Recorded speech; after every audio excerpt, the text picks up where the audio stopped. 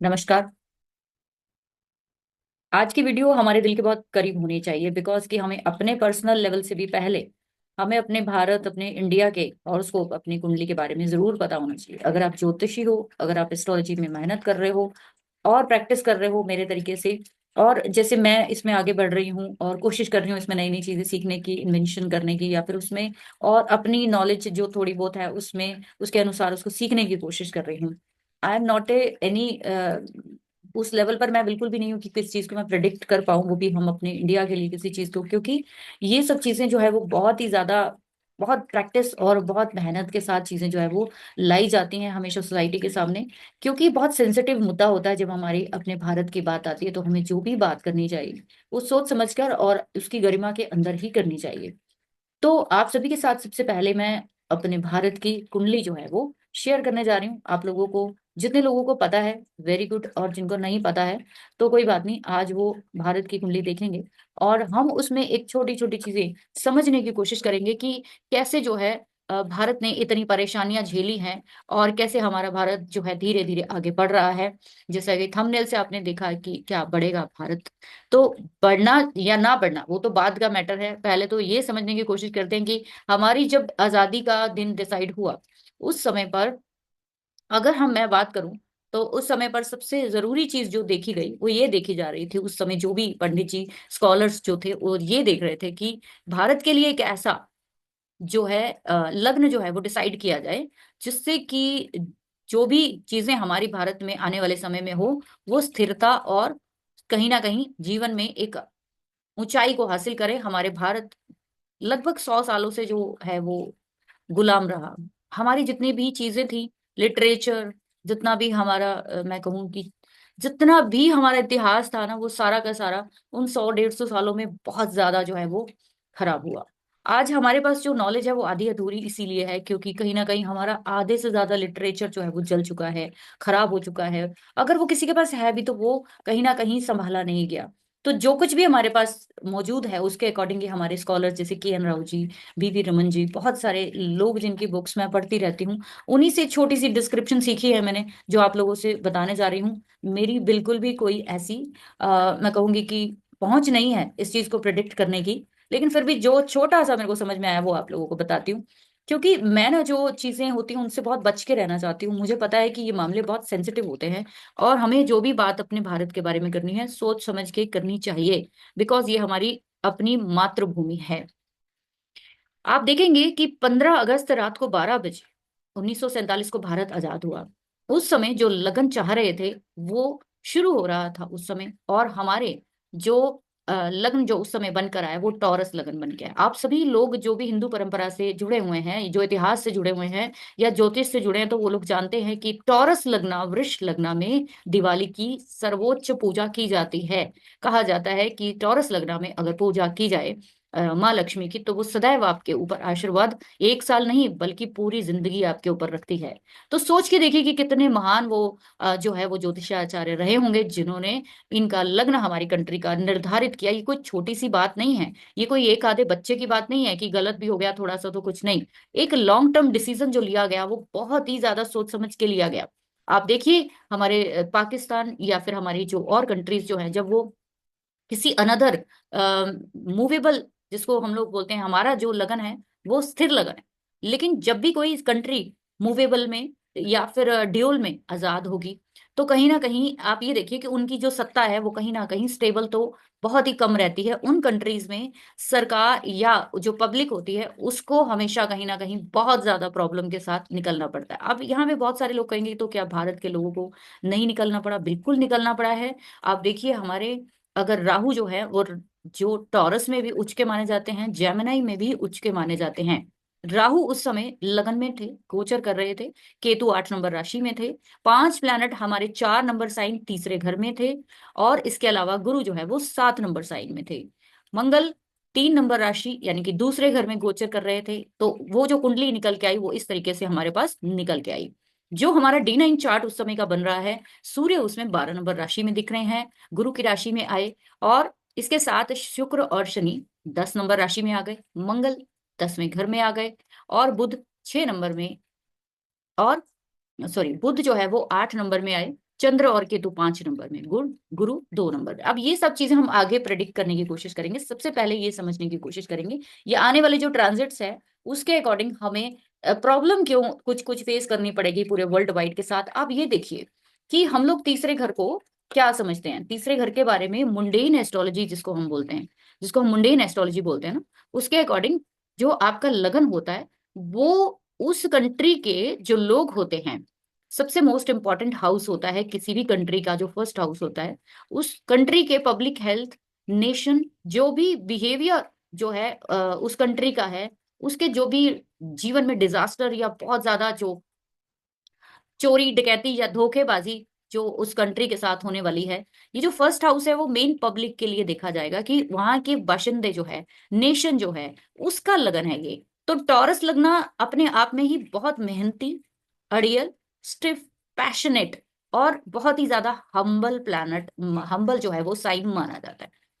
जब यहाँ पे आप देखोगे कि हमारे फर्स्ट हाउस में राहु और टॉरस लग्न को लिया गया है, तो कहीं ना कहीं भारत की जो पर्सनालिटी है वो हमेशा फिक्स रही है कि अपने रूल रेगुलेशन, कुछ ऐसी चीजें जो लागू हुई हैं, जो ना चाहते हुए भी बहुत सारी चीजें हमेशा की डिसीजन ले लिया तो ले लिया, फिर उस चीज को आगे बढ़ाया गया, उसको मोड़ा नहीं गया, मोल्ड नहीं किया गया। बिकॉज टॉरस कभी भी मोल्ड नहीं होता, बहुत मुश्किल है टॉरस लगन को मोल्ड करना, या टॉरस साइन जो है वो कभी भी बुल का साइन है ना, मेहनत का साइन है, कि मेहनत करने पे आ गए तो फिर ये हमारी कंट्री हमेशा मेहनत के साथ ही जोड़ी जाती है। हार्ड वर्कर सबसे ज्यादा इंडियंस ही जोड़े जाते हैं, चाहे वो हाथ का काम करना हो, दिमाग का काम करना हो, किसी भी तरह का काम करना हो, तो हमारे भारतीय जो है वो मेहनत करने में सबसे आगे रहते हैं। आप देखिए हमारे कंट्री का जो तीसरा घर है, थर्ड हाउस, क्या होता है, इसको हम मिनिस्ट्री ऑफ कम्युनिकेशन भी कह सकते हैं। जो हमारे कम्युनिकेशन जो है वो जो टेली प्रोग्राम्स है, जो टेलीफोन्स है, टेलीविजन है, सैटेलाइट्स है, न्यूज है, ब्रॉडकास्टिंग, एडवर्टाइजमेंट है, न्यूज़पेपर, पब्लिक, और इसके अलावा ट्रांसपोर्ट जो होता है, नेबरहुड कंट्रीज, सबसे इंपॉर्टेंट चीज नेबरहुड कंट्रीज, बॉर्डर जो होता है, बॉर्डर बीएसएफ जो होता है, बॉर्डर सिक्योरिटी जो होती है, तीसरा घर। और इसके साथ साथ अगर आप देखें कि आर्म्ड फोर्स और वो एग्रीमेंट जो हम विदेश के साथ ट्रेडिंग के लिए या किसी भी समझौते के लिए हम लोग जो है इसको लाते हैं। आप अगर ध्यान से देखोगे ना तो तीसरे घर में ना हमारी कंट्री का जो है वो भुजा, इसको क्या बोलते हैं, पराक्रम घर बोलते हैं, तीसरे घर को पराक्रम बोलते हैं। वहां पे 4 नंबर साइन आया है। हमने पड़ोसियों के साथ, 4 नंबर क्या होता है, वॉटरी साइन है। वॉटरी साइन है, इमोशंस के साथ, प्यार के साथ, सहनशीलता के साथ, स्नेह के साथ चलने वाला प्लेनेट है। हमने हमेशा, हमारे भारत ने कोशिश की है कि अपने पड़ोसियों के साथ जितना ज्यादा हो सके तालमेल प्यार के साथ बिठाया जाए। आप हमेशा देखेंगे कि हमारी कंट्री का जो ये हॉरोस्कोप है उसके अकॉर्डिंग हमारे इंडिया का जो एटीट्यूड रहा है वो हमेशा लोगों को जोड़ने में रहा है, लोगों को तोड़ने में नहीं रहा। बट प्रॉब्लम आप देखेंगे कि तीसरे घर में जब बहुत सारे प्लैनेट होते हैं उसका पॉजिटिव सेंस ये होता है कि इनमें से किसी ना किसी की दशा, अंतरदशा चलती रहेगी, और इसके सबके एस्पेक्ट जो है वो कहीं ना कहीं नाइन्थ हाउस में पड़ रहे हैं, 10 नंबर कैप्रिकॉर्न की साइन में पड़ रहे हैं, और ये कैप्रिकॉर्न साइन को खुद शनि देख रहे हैं। आप देखेंगे जब भी जो किसी का साइन लॉर्ड खुद को देखता है, शुक्र मकर साइन को देख रहे हैं, सूर्य मकर साइन को देख रहे हैं, बुध देख रहे हैं, चंद्रमा देख रहे हैं, आप देखिए हमारे पास जो अपॉर्चुनिटीज आ रही हैं, जो आएंगी अभी आने वाले समय में, या अभी जो रिसेंट आप देख रहे हो कि भारत के पास ऐसा जो गुडविल उसकी बनी है पूरे वर्ल्ड वाइड, वो किस वजह से बनी है, क्योंकि कहीं ना कहीं हमारा जो हमेशा बाकी कंट्रीज के साथ मेल जोल रहा है, कम्युनिकेशन रहा है, वो सुधार का ही रहा है। उसमें कभी भी ऐसा हमें नहीं देखने को मिला कि हमारी कंट्री की वजह से कहीं ना कहीं किसी के साथ संबंध बिगड़े। यही पहला फोकस रहता है जो भी हमारी कंट्री के बड़े जो लेवल के लोग होते हैं। तीसरा घर जब पड़ोसियों से गिनते हैं तो आप देखोगे कि शुरू से, फर्स्ट डे से, जब से हमारा भारत आजाद हुआ तब से ही पड़ोसियों से परेशानी तो रही है। और पड़ोसियों से जो है, हमारे नेबरहुड जो है, चाइना है, चाहे हम पाकिस्तान लगाए, चाहे चाहे कोई भी आप लगा लीजिए हमारे आसपास, ये सब कुछ हमारे साथ क्यों हो रहा है, किसी की भी जानबूझ के ऐसी मंशा नहीं होती। आपका जब चार्ट ऐसे बन के आता है कि आपके थर्ड हाउस में, तो उस समय पर आपके पास जितनी ज्यादा अपॉर्चुनिटीज आएंगी आगे बढ़ने की, नाइन्थ हाउस क्या होता है, नाइन्थ हाउस में 10 नंबर की राशि है, वो आपके स्टेटस सिंबल को दिखाती है, आपकी इमेज को दिखाती है। शनि की जो कोशिश होती है आपको मेहनत करा के ऊपर लाने की होती है। आप देखिए कि जब नाइन्थ हाउस की तरफ बहुत सारे प्लैनेट देखते हैं, आपके पास बहुत आगे बढ़ने के चांसेस आते हैं, बहुत ही ज्यादा मेहनत करते हो आप, चाहे बाय जैसे भी तरह से करें। लेकिन उसके साथ साथ जब आप आगे बढ़ते हो तो अपॉर्चुनिटी के साथ आपको डिसअपॉइंटमेंट और आपको कहीं ना कहीं नेग्लिजेंस और आपको कहीं ना कहीं विरोध का सामना भी करना पड़ता है। उसकी भी वजह कहीं ना कहीं ये तीसरा घर ही है। अब आप देखिए कि छठे घर में गुरु जैसे प्लैनेट है जो शुक्र की राशि में है। यहाँ पे बहुत ही छोटी छोटी सी डिस्क्रिप्शन दे रही हूँ जो मुझे समझ में आई बुक्स पढ़ने के बाद, क्योंकि मैंने मुंडेन एस्ट्रोलॉजी नहीं सीखी है, खुद से सीखूंगी। ठीक है, खुद से ही करूंगी, और जैसे जैसे मैं सीखूंगी, जैसे जैसे इसमें मुझे कुछ नया दिखेगा, नया समझ में आएगा, क्योंकि जब तक मुझे कुछ समझ नहीं आता ना, तब तक मैं किसी को नहीं समझा सकती हूँ। मैं लकीर की फकीर नहीं बन सकती हूँ। मुझे जब तक उस चीज का एट्रीब्यूट, उस चीज का सेंस समझ में नहीं आएगा, तब तक मैं आपके सामने वो वीडियो नहीं लाऊंगी। आप देखिए गुरु 7 नंबर साइन में है, हम लोग इसको देखेंगे तो शुक्र और गुरु दोनों एंटी प्लैनेट हैं, दोनों एंटी एनर्जीज के गुरु हैं। अब जब यहाँ पे बिजनेस के साइन में गुरु आते हैं, तो आप ये देखिए कि हमारे जो धर्म है, जो रिलीजियन है, वो हमेशा एक तालमेल, 7 नंबर साइन क्या है, तालमेल का साइन है। गुरु 12वें घर को देख रहे हैं, गुरु 10वें घर को देख रहे हैं, 5वीं दृष्टि से 7वें से 12वें को देख रहे हैं, 9वीं दृष्टि से मंगल को देख रहे हैं। हालांकि गुरु कहीं ना कहीं टॉरस जो राशि होती है, टॉरस लगन होता है जो हमारे भारत का है, उसके लिए गुरु योग कारक प्लैनेट तो नहीं निकल के आते। कहीं ना कहीं प्रॉब्लम तो है, विश तो हमारे परंपराओं के विद रिस्पेक्ट ही हमें पूरी करनी पड़ेगी। कहीं ना कहीं हमारे अष्टम में बैठे हुए गुरु की राशि हमें बहुत ही ज्यादा इंट्रोवर्ट और बहुत ज्यादा ज्ञानी बनाती है। और हमारे भारत के लिए सबकी ये एक इंटेंशन रहती है कि वेरी वेरी डीप नॉलेज जो है यहाँ के लोग, यहाँ की जो कंट्री है वो रखती है। और ऐसे ऐसे इन्वेंशन भारत ने किए हैं, क्योंकि ये भारत की कुंडली है। और उनके जो कुंडली में 8वें घर में प्लैनेट जो है वो 9 नंबर निकल के आ रहा है, तो वो ज्ञान की है, वो कहीं ना कहीं फोकस की राशि है।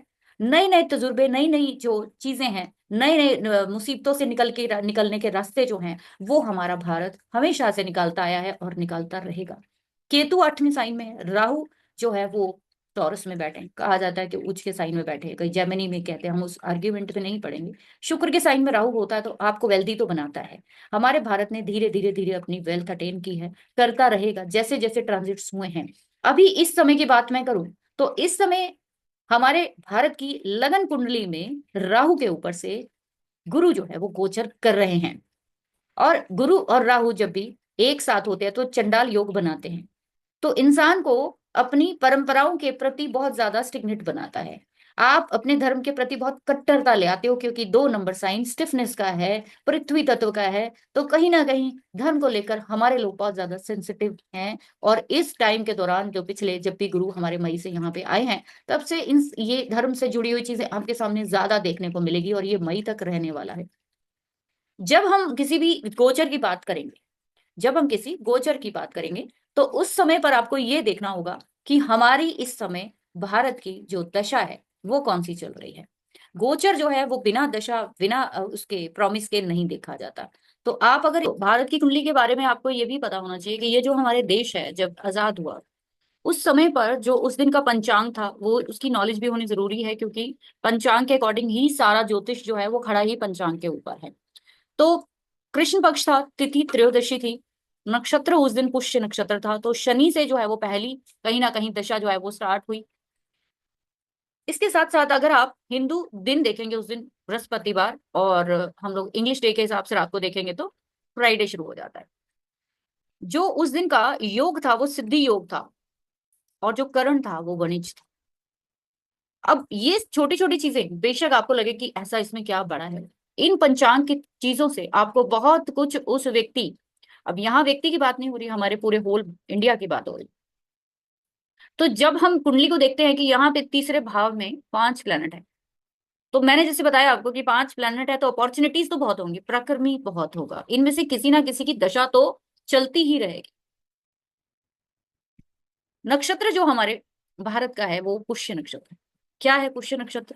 पुष्य नक्षत्र जो हमेशा दूसरों को पालने में विश्वास करता है, पुष्य नक्षत्र जो आपके जीवन में क्या लेकर आता है, एक ऐसा नक्षत्र माना जाता है जिसमें किए गए कार्य जो है वो हमेशा जो है वो फलित होते हैं और आपके जीवन में एक सुख समृद्धि लेकर आते हैं।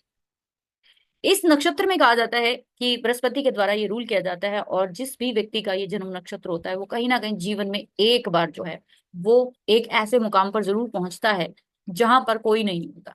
तो भारत की जो आने वाली स्थिति है, आने वाले जो साल है, उसमें क्या क्या अच्छा होने वाला है, क्या बुरा होने वाला है, इतना गंभीरता पे तो मैं नहीं जाऊंगी, लेकिन इतना आप लोगों को थोड़ा सा आइडिया जरूर इससे दूंगी कि जैसे मैंने बोला कि इस समय जो रीसेंट दशा चल रही है, जब भी कोई गोचर देखा जाता है, जब भी कोई ट्रांजिट देखा जाता है, तो रीसेंट दशा जो है चंद्रमा की चल रही है। और चंद्रमा के अंदर लास्ट फेज पर है, चंद्रमा के अंदर सूर्य चल रहे हैं, जो कि 6 मार्च 2025 को खत्म हो जाएगा। देन जो है मार्स की दशा स्टार्ट होगी। मार्स हमारी 7वें घर का लॉर्ड है, मार्स हमारे 12वें घर का लॉर्ड है। चिंता का विषय यह है कि हमारा 12वां घर भी एक्टिव हो रहा है भारत का, हमारा 7वां घर भी एक्टिव हो रहा है। 7वां घर को हम मार्केश गिनते हैं कि मार्केश हाउस है आपके। जब ये दशा चलती है तो सिर्फ और सिर्फ प्लैनेट बेस पर नहीं देखी जाती, हमेशा दशा का जो स्पेशल जो सीक्वेंस है वो उस प्लैनेट के नक्षत्र के बेस पर देखा जाता है। तो मंगल का जो नक्षत्र है हमारी कुंडली में, हमारी भारत की कुंडली में, वो आर्द्रा। आर्द्रा जो है वो आंसू के साथ जुड़ा हुआ नक्षत्र है। मैं ये कहूंगी कि मंगल की दशा जब लगेगी भारत की, उस समय पर कहीं ना कहीं फॉरेन के साथ जुड़े हुए कोई ना कोई मैटर्स जो है वो सामने आ सकते हैं। हावी रहेगा फॉरेन हमारे ऊपर। जो हमेशा से चिंता हमें पड़ोसियों की रही है, जो हमेशा से चिंता हमें नेबरहुड की रही है, जहाँ पे हम प्यार और समझौते के साथ चलते आए हैं, अब ये चिंता और बढ़ने वाली है। अभी तक जो चल रहा था वो थर्ड हाउस बहुत ही इस दशा में एक्टिव था। हमने जितना पड़ोसियों के साथ निभाना था, जितना नेबरहुड के साथ अच्छा चलना था, वो चले हैं। लेकिन जब आपकी कुंडली में या किसी के भी कुंडली में, चाहे वो भारत की ही कुंडली क्यों ना हो, वहां पे 8 नंबर यानी कि आपके 7वां घर जो है वो किस चीज को रिप्रेजेंट करता है, वो दिखाता है आपको कंप्लीट करने वाले लोग। कौन से कंप्लीट करने वाले लोग? जो 7वां भाव होता है, अकॉर्डिंग टू मुंडेन एस्ट्रोलॉजी बात कर रही हूँ यहाँ पे मैं, तो 7वां भाव होता है वॉर्स का, बैटल्स का, किसी भी तरीके से जो रॉबरीज, फॉरेन सीक्रेट एजेंट्स, जो भी हमारे इंटरनेशनल अफेयर्स होते हैं, इंटरनेशनल जो हमारे डेलीगेट्स होते हैं उनके साथ रिलेशन होते हैं, फॉरेन एक्सटर्नल अफेयर्स होते हैं, जो भी हमारे एग्रीमेंट्स होते हैं, अलायंसेस होते हैं, जो भी हमारे गठबंधन है लोगों के दूसरी कंट्रीज के साथ, जब आप मंगल की दशा को एक्टिव होते देखेंगे तो अब भारत जो है वो कहीं ना कहीं इन सभी चीजों के लिए एक्टिव होने जा रहा है।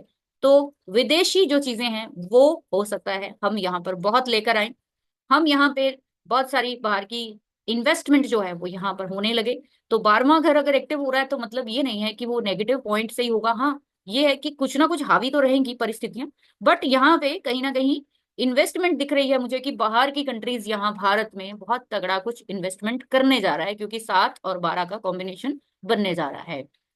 अगर हम गोचर की बात करेंगे तो इस समय गुरु जो है हमारे लगन में गोचर कर रहे हैं भारत के। तो मैंने जैसे बोला काफी समय से धर्म रिलीजियन कट्टरता जो है वो बड़ी है धर्म के प्रति, और बड़े बड़े जो आपने देखा है कि रिलीजियस प्लेसेस जो है वो एक्सप्लोर किए गए हैं, खोले गए हैं, उनकी खोज की गई है। ये जुपिटर राहु है। कोई नेगेटिव सेंस में अगर देखेगा तो चंडाल बुद्धि, अब यहाँ पे चंडाल बुद्धि इसलिए कहा जाता है कि वो व्यक्ति जो है जिसके ऊपर राहु के ऊपर जुपिटर, या जुपिटर के साथ जब राहु आते हैं तो वो व्यक्ति बहुत ही ज्यादा सेल्फ फोकस्ड हो जाता है कि मेरे को ये काम करना है तो वो करना ही है, वो अड़ियल हो जाएगा, वो किसी कहना नहीं मानेगा। यही हुआ है कि जब बहुत सारे जगह पे आप देखिए कि बहुत सारे हमारे मंदिर एक्सप्लोर हुए हैं, निकले हैं, उनको खोजा गया है, बाहर निकाला गया है, ये सब इसी दौरान हुआ है। इसके बाद अगर आप बात करेंगे कि जुपिटर तो यहाँ पे मई में निकल जाएंगे और आ जाएंगे हमारे सेकंड हाउस में, उस समय पर एक बड़ी अच्छी परिस्थिति हमारे भारत के लिए बनेगी कि सेकंड हाउस जो है वहां मंगल बैठे हैं, अति मित्र के साथ बैठेंगे, लेकिन बुध की राशि में बैठेंगे। तो संभावना यह है बैंकिंग सेक्टर, कम्युनिकेशन, ट्रांसपोर्ट और कहीं ना कहीं जो नेटवर्किंग है वो भारत की जो है वो ब्रॉड होने वाली है, क्योंकि मंगल 12वें का स्वामी है।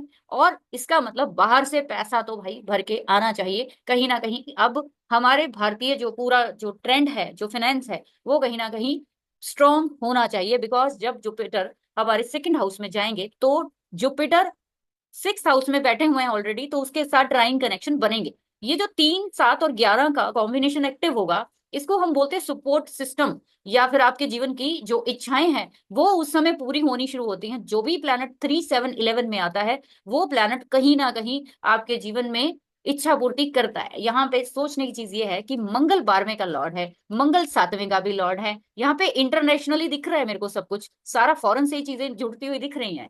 जो भी मिलेगा, जो भी इच्छा पूर्ति होने वाली आसानी से नहीं होगी, वहां पे कुछ ना कुछ कॉन्फ्लिक्ट जरूर होगा, क्योंकि मंगल है, क्योंकि वो 8वें का 7वें का लॉर्ड है, क्योंकि वो 12वें का लॉर्ड है। और मंगल चौथी दृष्टि कहाँ डाल रहे हैं? हमारे 5वें घर में। 7वीं दृष्टि अष्टम में डाल रहे हैं, गुरु की ही राशि में, गुरु के साथ ही बैठकर। और 8वीं दृष्टि 9वें घर पर। तो जहां जहां मंगल अपनी दृष्टि डालते हैं वहां पे वो प्रोटेक्शन क्रिएट करते हैं।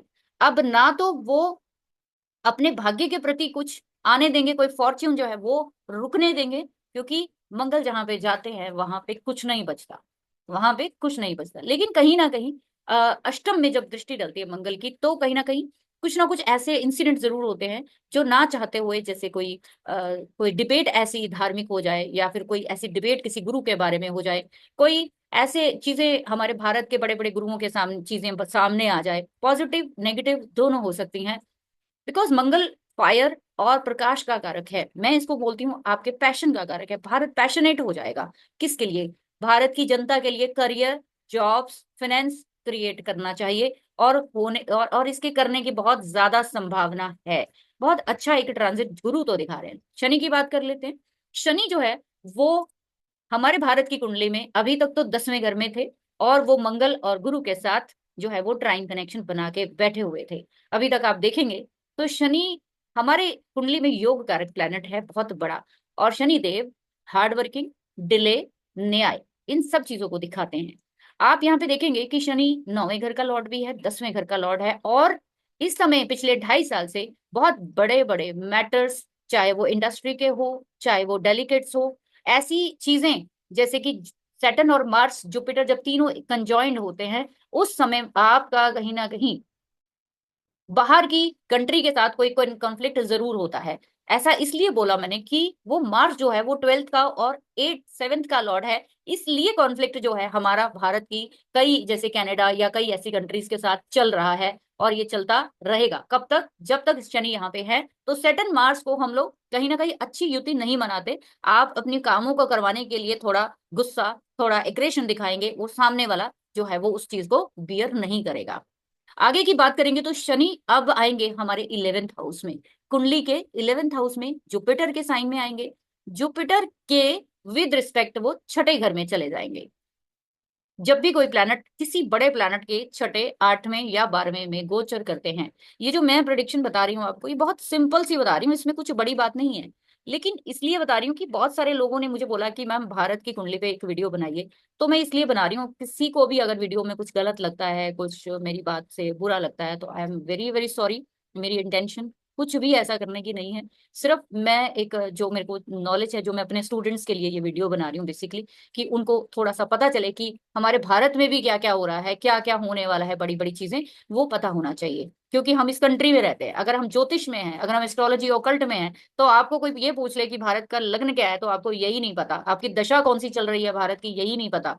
तो ये बेसिक नीड है जो हर ज्योतिषी को, हर एस्ट्रोलॉजर को पता होना चाहिए।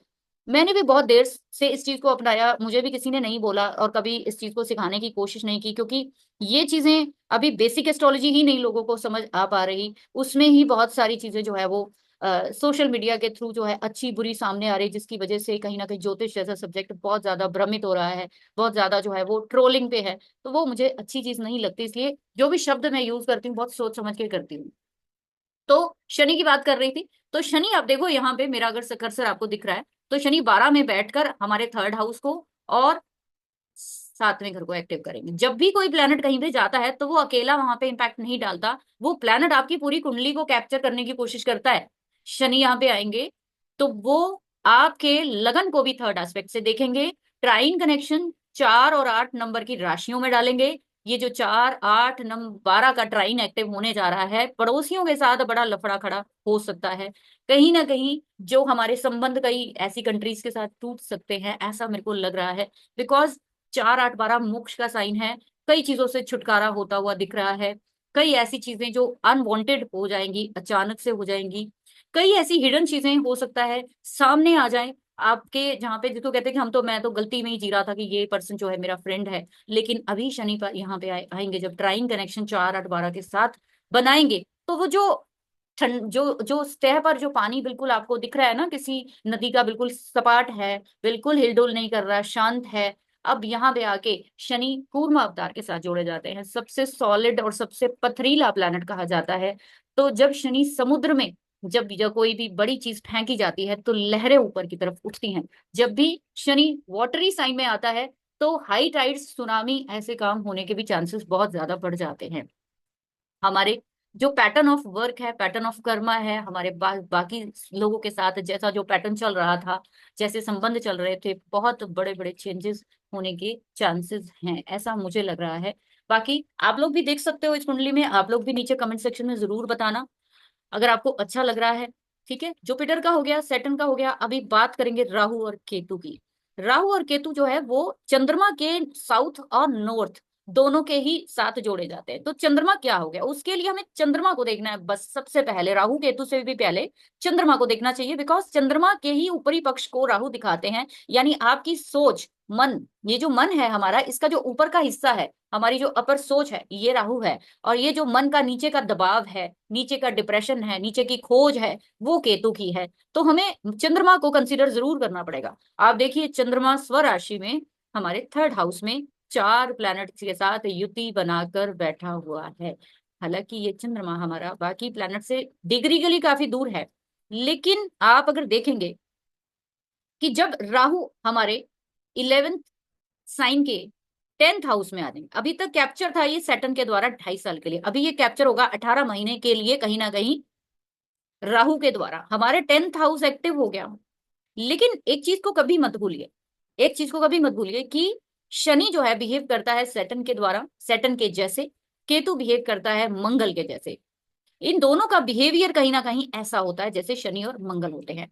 आप यहाँ पे देखेंगे कि जब राहु मंगल से ट्राइन कनेक्शन बनाएगा 3 7 11, तो राहु जो है जब 11 नंबर में आ रहे हैं, मैंने बोला टेक्नोलॉजी में बड़े बड़े फीचर चेंज होने वाले हैं। टेक्नोलॉजी के जरिए ही भारत अब आगे बढ़ने वाला है। टेक्नोलॉजी के जरिए ही हमारे भारत में बहुत बड़ा ट्रांसफॉर्मेशन आएगा। हमारी आईटी, अभी तक भी आईटी सेक्टर, आईटी कंपनी सबसे नंबर 1 रही हैं। अब भी आने वाले समय में हमारी आईटी कंपनी और ज्यादा आगे बढ़ेंगी। जैसे राहु और मंगल, राहु भी आईटी यानी कि जो सॉफ्टवेयर इंडस्ट्री है, जो कोडिंग है, ये सारी की सारी राहु है। लेकिन मंगल जो है वो हार्डवेयर को दिखाता है, मंगल भी टेक्नोलॉजी को दिखाता है जो एग्जिस्टिंग टेक्नोलॉजी है। अभी आप देखेंगे कि भारत की कुंडली के अकॉर्डिंग बहुत बड़े बड़े इन्वेंशन, बहुत बड़ी बड़ी खोजें इस समय के दौरान होना निश्चित है। और उसके द्वारा कहीं ना कहीं हमारी जो इनकम, हमारा स्टेटस, हमारी फेस वैल्यू और कहीं ना कहीं हमारी भारत की जो चीजें हैं वो दिखेंगी। सोचने की बात सिर्फ ये है कि अगर ये ऊर्जा जो राहु हमारी कंट्री के 10वें घर में लेकर जा रहे हैं, इसको वाकई ही अगर सही तरीके से यूज किया जाए, यानी कि टेक्नोलॉजी को अच्छे तरीके से इस्तेमाल किया जाए और उसको बढ़ाया जाए, तो मुझे ऐसा लगता है भारत नंबर 1 बन सकता है। क्योंकि इसके बिना नहीं होगा, बिकॉज राहु देव हमारे लगन में बैठे हैं। हमारे लिए आईटी और सॉफ्टवेयर कोडिंग टेक्नोलॉजी सबसे बड़ी चीज है। हमारी इंडस्ट्री, हमारा भारत, जो मैंने देखा है कि जो आपका तारा होता है, जो आपका नक्षत्र, जो प्लैनेट होता है, वो आपकी डिसाइड करता है कि आपको क्या करना चाहिए जीवन में कार्मिक चीजों को हटाने के लिए। मैं यहाँ पे ये कहूंगी, जब पुष्य नक्षत्र की बात आ रही है तो शनि आ रहे हैं निकल के। शनि सर्विस इंडस्ट्री को दिखाता है, भारत को कहीं ना कहीं नंबर 1 सर्विस इंडस्ट्री बनाएगा ये। और जैसे जैसे हमारे ये चीजें होती चली जाएंगी, वैसे वैसे हमारा भारत आगे बढ़ेगा। सोचने की, समझने की सिर्फ इतनी सी चीज है कि हमारी कंट्री अभी तक इतना सफर किया है, तो उसकी वजह कहीं ना कहीं हमारे थर्ड हाउस में बैठे हुए प्लैनेट हैं कि हमें करेजियस बहुत बना रहे हैं, हमें फोकस्ड बहुत बना रहे हैं, हम आगे बढ़ना चाहते हैं।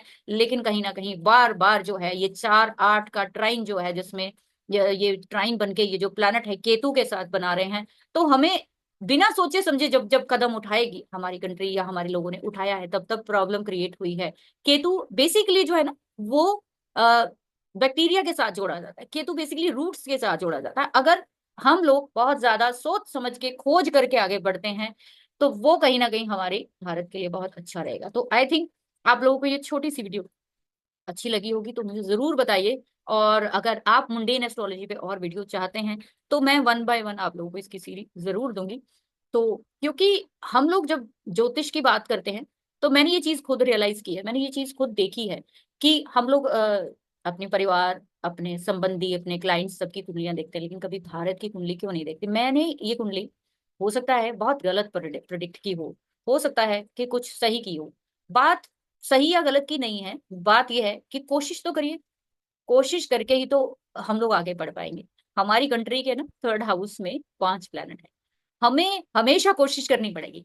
3rd हाउस से ही हमारा जो है कहीं ना कहीं भाग्य उदय होता है। तो हम जितना ज्यादा कोशिश करते रहेंगे, चाहे ज्योतिष है, चाहे किसी भी व्यापार में है, चाहे किसी भी तरह की चीजों में है, आपको कहीं ना कहीं पराक्रम से पीछे नहीं हटना चाहिए। हमारे भारत की कुंडली में एक बहुत ही सुपीरियर चीज मुझे अच्छी लगी कि 3rd हाउस में जितने ज्यादा प्लैनेट होते हैं वो कंट्री को कोई हरा नहीं सकता है। वो बार बार गिरेंगे, बार बार उठेंगे, और इनके पास इतनी विल पावर होती है कि कहीं ना कहीं ये जीत कर ही सामने आते हैं। तो आप लोगों को हमारी वीडियो अच्छी लगी है तो प्लीज नीचे जरूर अपना छोटा सा कमेंट डालिए। एंड अगेन आप किस और वीडियो जो है, किस और टॉपिक पर आप देखना चाहते हो वो भी मुझे जरूर बताइए। Thank you very much.